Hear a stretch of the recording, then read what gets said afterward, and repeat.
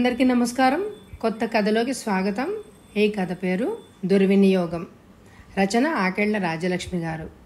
ఆంధ్రప్రభలో 1987లో ప్రచురింపబడింది. చదువుతున్నది దేవి. రంగడి 2 కళ్ళు పోయాయి. కావాలని వాడే పోగొట్టుకున్నాడు. యజమాని జీవితానికి మెరుగులు దిద్దే వెల్డింగ్ వర్క్లోని వెల్డింగ్ వెలుగు రంగడి 2 కళ్ళను చీకటి చేసేసింది. నా కళ్ళను నేనే పోగొట్టుకున్నాను. నేను చదువుకోవాలి, అందుకే నేను కళ్ళు పోగొట్టుకున్నాను. నా కళ్ళను నేను బాగు చేయించుకోను, అందుకే నేను మళ్ళీ చూపు తెప్పించుకోను. రంగడు తనతోటి కార్మిక కుర్రాళ్లకు గట్టిగా చెప్పాడు. వర్క్షాపుల్లో, టీ బంకుల్లో పనిచేసే కుర్రవాళ్ళు రంగడికి జరిగిన ఘోరానికి కంటతడి పెట్టారు. చందాలేసుకొని రంగడి కళ్ళు బాగు చేయిస్తామని వాళ్ళంతా పట్టుబట్టారు. కానీ రంగడు అందుకు అంగీకరించలేదు. గుడ్డువాడిగానే ఉండిపోవాలి అని అనుకున్నాడు. కళ్ళు పోవడానికి చదువుకోవడానికి సంబంధం ఏంటో ఆ కుర్రాళ్ళకి అర్థం కాలేదు. రంగడి కళ్ళు బాగు చేయించే ప్రయత్నం వాళ్ళు మానుకున్నారు. కళ్ళు పోగొట్టుకుని ఇంటికొచ్చిన రంగడి మీద తండ్రి కొండయ్య మండిపడ్డాడు. పనిలో అజాగ్రత్తగా ఉండి పని పోగొట్టుకున్నాడని 4 బాదాడు. రోజు కళ్ళ చూస్తున్న 4 డబ్బులు మట్టి కట్టుకుపోయాయని సవత్తల్లి నానా తిట్లు తిట్టింది. తండ్రి కొట్టినా తల్లి తిట్టినా రంగడు బాధపడలేదు. వాడి కళ్ళను వాడు పోగొట్టుకోవడంలో చాలా మంచి పని చేసినట్టు సంతోషించాడు.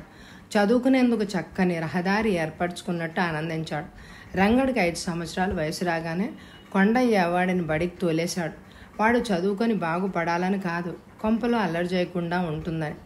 రంగడికి బడి వాతావరణం చాలా నచ్చింది. పాలుగారే ప్రయాణంలో చదువు బాగా రుచించింది. రంగడికి 8 ఏళ్ళు వచ్చాయి. ఆ చిన్నారి చేతులు రాయడం నేర్చుకున్నాయి. ఆ పొన్నారి మేధ చదవడం అలవరుచుకుంది. ఇంక నుండి బడికి పోవడానికి వీల్లేదు. ఏ, చదివిన వరకు చాలే, నేను ఇంక చదువుకుంటాను. చదివి ఏం చేస్తావు? ఉద్యోగం కోసం ఊళ్ళు పట్టుకొని ఊరేగుతావా? ఇదిగో చెప్తున్నా, 4 మెతుకులు గతకాల అంటే ఇప్పటి నుంచి ఏదో ఒక పని చేసుకోవాల్సిందే. ఆ రాత్రి ఆ ఊరి కొంపలో కొండయ్యకు రంగడికి ఈ విధమైన సంభాషణ జరిగింది. రంగడు మర్నాటి నుండి బడికి పోకూడదు. ఏదో ఒక పని చేసే 4 డబ్బులు సంపాదించి కుటుంబాన్ని ఆదుకోవాలి. కొండయ్య తీసుకున్న ఆ కఠోర నిర్ణయం రంగడి ఆశయాన్ని శాశ్వతంగా సమాధి చేసింది. రంగడు రాత్రంతా రోధించాడు.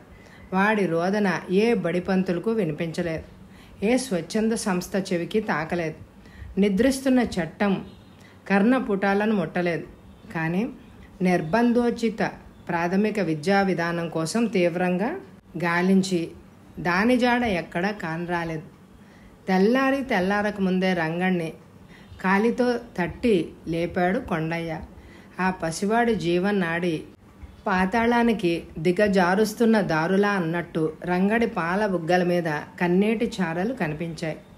రంగడిని ఒక వెల్డింగ్ వర్క్షాప్లో చేర్చాడు కొండయ్య. బుద్ధిగా పని చేయమని చెప్పాడు. ఎదిగి ఎదగని వయసులో బ్రతుకు భారం రంగడి నెత్తి మీద పడింది. దుర్భర జీవన యాత్ర ఆరంభమైంది. ఆ చిట్టి చేతులు చదువుకు స్వస్తి చెప్పి శ్రమకు అంకితమయ్యాయి. భావి పౌరుడు బాల కార్మికుడు అయ్యాడు. పని చేసుకుని బ్రతకవలసిన దుస్థితి నుంచి పసివాళ్లను కాపాడేవాళ్లే లేరా? బడికి పంపకుండా ఇలా పసివాళ్లను పనికి పంపి చంపుతున్న దుర్మార్గులెవరు అని అడిగే దిక్కే లేదా? రంగడి ఎదిగే హృదయంలో అనుకోకుండా అంకురించింది ఆక్రోశం. రోజు ఉదయం 8ంటికి వర్క్షాప్కు హాజరు కావాలి. కొట్టు ఊడ్చాలి, వెల్డింగ్ మిషన్ తుడవాలి, కొట్లో ఉన్న కమ్ములు బయటపడేయాలి, కొలతల ప్రకారం కమ్ములు తెగ్గొట్టి ముక్కలు చేయాలి. వెల్డింగ్ చేసేటప్పుడు దగ్గరుండి ఇనుప ముక్కలు అందించాలి. రెక్కలు విరిగే పని. ఆ పనికి కాల పరిమితి లేదు. తిండి తినడం, ఇంటికి పోవడం యజమాని దయాదాక్షిణ్యాల మీద ఆధారపడి ఉంటుంది. పనిచేసే పిల్లవాడికి ఎన్ని సంవత్సరాలు ఉంటే అన్ని రూపాయలు కూలి. ఆ లెక్కన రంగడి కూలి రోజుకి 8 రూపాయలు. పని ఎక్కువ, కూలి తక్కువ. అన్యాయంగా పిల్లల శ్రమను దోచేస్తున్నారు. బాల కార్మికుల కష్టాలు ఆలకించేవారే లేరా? వారి సమస్యలు పరిష్కరించేందుకు వారికి సంఘాలు లేవు. రంగడి శరీరం వర్క్షాప్లో చెక్కలు ముక్కలు అవుతున్నా మనసు బడిలో చదువును గురించి ఆలోచిస్తూ ఉండేది. చదువుకోవాలి అన్న చేయం వాడిని వెంటాడుతూ ఉండేది. ఎంత పొద్దుపోయినా సరే రాత్రి ఇంటికి పోతూ వాడి సంపాదనలో రంగడు ఒక సారా సీసా తీసుకుని తండ్రికి ఇవ్వాలి. మిగతా డబ్బులు సవత్తల్లి చేతికి సమర్పించాలి. రంగడు పనిలో చేరిన మరో రోజు తండ్రి జారీ చేసిన హుకుం ఇది. రంగడు వర్క్షాప్లో 4 కిలోమీటర్ల దూరాన ఉంది. ఉదయం లేవగానే ఇల్లంతా చిమ్మి కుండలకు నీళ్లు పోసి సవత్తల్లి ఇంకేదైనా పని చెప్తే అది పూర్తి చేసి 8కి వర్క్షాప్లో ఉండాలి. టౌను బస్సులో వెళ్లేందుకు ఛార్జీలు అడిగితే వీపు బద్దలు కొడుతుంది సవితల్లి. ఇంకెప్పుడు ఆలస్యంగా రాను బాము, ఈసారి క్షమించు వినయంగా చెప్పుకున్నాడు రంగడు. ఇంట్లో పని ఎక్కువ కావడంతో ఆ రోజు వర్క్షాప్కు రావడం ఆలస్యమైంది. పరిగెత్తుకొచ్చినా అందుకోలేకపోయాడు. పోరా గాడిద పో, ఇది పనా మజాకా, నీ ఇష్టం వచ్చినప్పుడు దర్జాగా రావడానికి గట్టిగా అరిచాడు యజమాని. కాళ్ళ వేళ్ళ పడి ఆడవడంతో సగం కూలి మీద ఆ రోజు పనికి చేసేందుకు ఒప్పుకున్నాడు యజమాని. కూలి తక్కువ తీసుకుపోయినందుకు ఆ రాత్రి రంగడి శరీరం మీద సవత్తల్లి చేతులు కాళ్ళు కదం దొక్కాయి. వర్క్షాప్ ఎదురుగా కొంత దూరంలో రోజు కాన్వెంట్ బస్ కోసం పిల్లలు గుమిగూడి ఉంటారు. అంతా రంగడి వయసు వాళ్ళని చూసి రంగడు ఆలోచనలో మునిగిపోయాడు.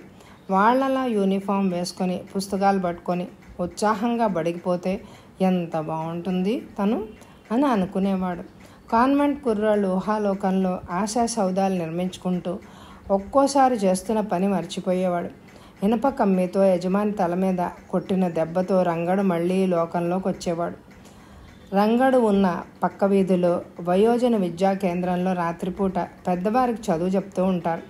అక్కడైనా చదువుకుందాము అన్న ఆశ తీరని ఆశగానే నిలిచిపోయింది. రాత్రి కొంప చేరేటప్పటికే 10 అవుతుంది. రాగానే సవత్తల్లి కాళ్ళు పట్టాలి. ఏది తప్పినా ఈ పని తప్పదు. చదువుకోవాలన్న తన కోరిక నాశనం చేసి నిశ్చింతగా గురకపెడుతూ నిద్రపోయే తల్లిదండ్రులు కిరాతకుల్లాగా అనిపించారు. వాళ్ళ గొంతు నులిమి చంపాలన్నంత క్రూర రూపం దాల్చింది రంగడి కోపం. 2 రోజుల నుంచి రంగడు ఇంటికి రాలేదు. 3వ రోజు ఉదయం వర్క్షాప్కి వెళ్ళాడు కొండయ్య. రంగడు ఇంటికి రాలేదన్న బాధతో కాదు, 2 రోజుల నుంచి కూలి డబ్బులు ఇల్లు చేరనందుకు, 2 రాత్రుల నుంచి సారా సీసా నోటికి అందనందుకు. వర్క్షాప్కు కూడా 2 రోజుల నుంచి రాలేదని చెప్పారు. నేరుగా బడి దగ్గరకు పోయాడు కొండయ్య. మాస్టర్ చెప్తున్న పాఠం వింటున్నాడు రంగడు. ఉగ్రుడైపోయాడు కొండయ్య.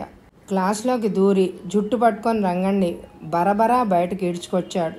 శివమెత్తినట్టు తన్నాడు, కొట్టాడు. రంగడు కేకలు పెట్టాడు. మాస్టర్ అడ్డుపడ్డాడు.